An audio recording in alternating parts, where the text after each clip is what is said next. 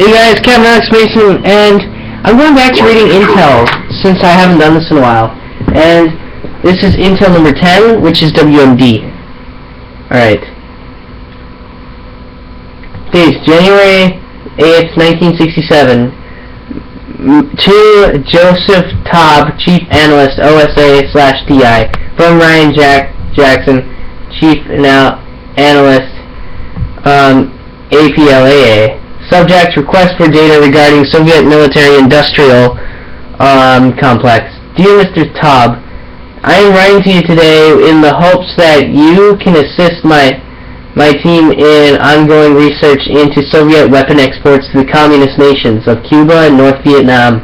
The information your office can provide will aid both planned and ongoing operations in the Caribbean, Latin America, and Southeast Asia. Specifically, the APLAA requests confirmation of the following points. 1.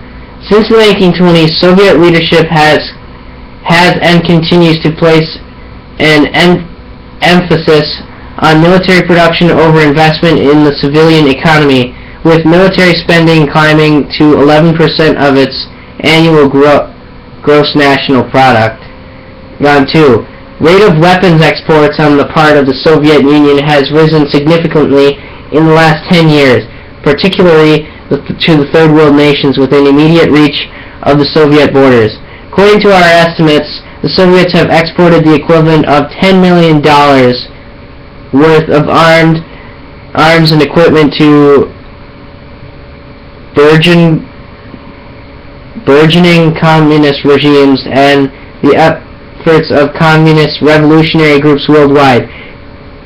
Please confirm this estimate. 3. Finally, please provide data regarding current estimates of total Soviet nuclear warheads worldwide, based on U2 and Corona imagery located to the APLAA in relation to proclamations from the Soviet government. Our current estimates stand at 50% of current U.S. totals in the same category. Any and all support and data you can provide in regards to this above point point would of course be reciprocated as necessary. I can't understand this word. Sincerely, Ryan Jackson, Chief Analyst, APLAA. Sorry, I kind of have bad reading skills. Date. February 20th, 1968, to Richard Kane, ADDO S8/SED, from Ryan Jackson, Chief Analyst. Subject, update on GKM analysis. Analysis of operational intelligence has shown that the Gorky Korolev Medical Company, based in Prague, is being used to funnel the Soviet chemical weapon Nova 6 in North Vietnam and Laos using commercial cargo planes. We believe GKM to be the front company that is supplied the Nova 6 to suspected agents within the U.S. borders. GKM is registered to one Pavel Gorky, a cousin of Colonel Lev Kravchenko. The team is constructing a profile on Gorky, but we have confirmed that following the end of World War II, he was involved in the massacre at Doris and resulting standoff with American forces. Okay, so this is interesting. Pavel Gorky, apparently a cousin of Lev Kravchenko, was in Doris.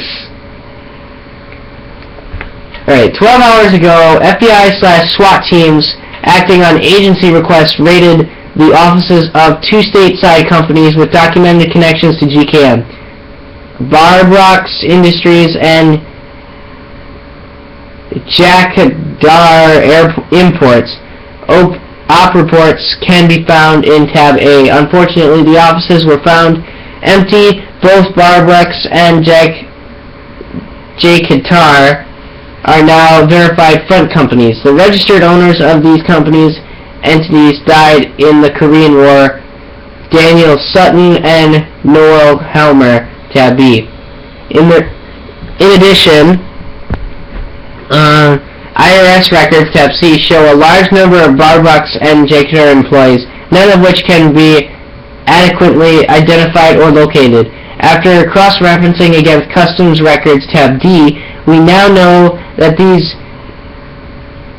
unsubs entered the country under foreign labor visas at the behest of the aforementioned companies through various ports around the country, Los Angeles, New Orleans, Seattle, and other border regions. With our inability to locate these individuals, it would appear that we are dealing with Soviet sleeper agents, gone to ground to await further orders. We are currently analyzing the compound's records and tracking leads as fast as we can, but it seems that everyone associated with Starbucks and JKR simply does not exist. Enclosures. So we got targets, sleeper cells, and then top secret file. Date April 14th, 1967. To Richard Kane from Ryan Jackson, Chief Analyst. Subject Operation Hourglass. Target profile. Dr. Friedrich Steiner. Place of birth Hamburg, Germany. Nationality German. Date of birth June 11th, 1904. Age 63. Height 5'10". Build slight. Weight 60 pounds. Eyes brown. Summary profile. Born into privilege and affluence, Steiner is a scientific genius on par with the greatest minds of the time, and by the age of 20 he had amassed a number of degrees and caught the eye of Schutzstaffel SS.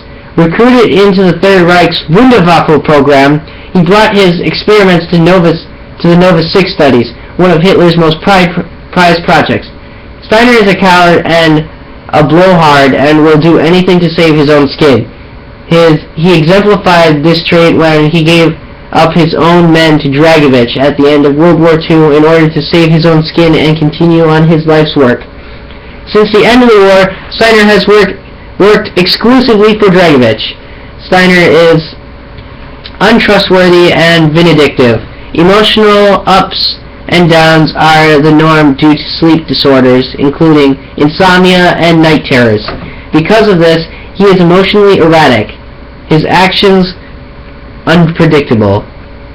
Alright, so basically, from my analysis now, this has also come to my own conclusion about Steiner. Since it said Wunderwaffe program, it doesn't necessarily mean the same program that, the same project that Group 935 was going, even though Group 935 was a small branch of the Wunderwaffe program. In fact, the Wunderwaffe program is a real program.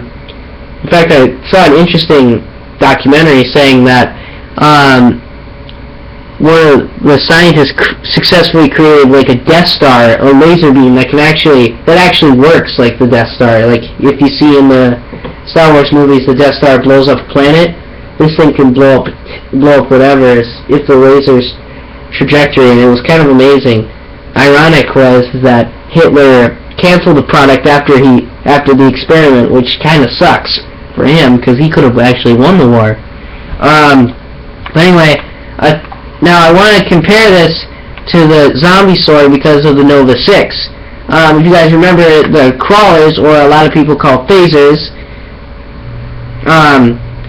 My theory is that Steiner once joined forces with Maxis and Group 935 to create the Nova Crawlers, because in one of the quotes, Richthofen said that the crawlers were a failed project.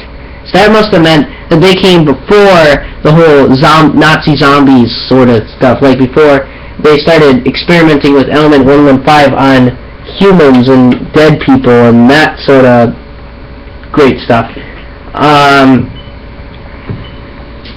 Alright, so we got 4 more left. So I'll work on the next one as soon as I can, and I'll see you guys later.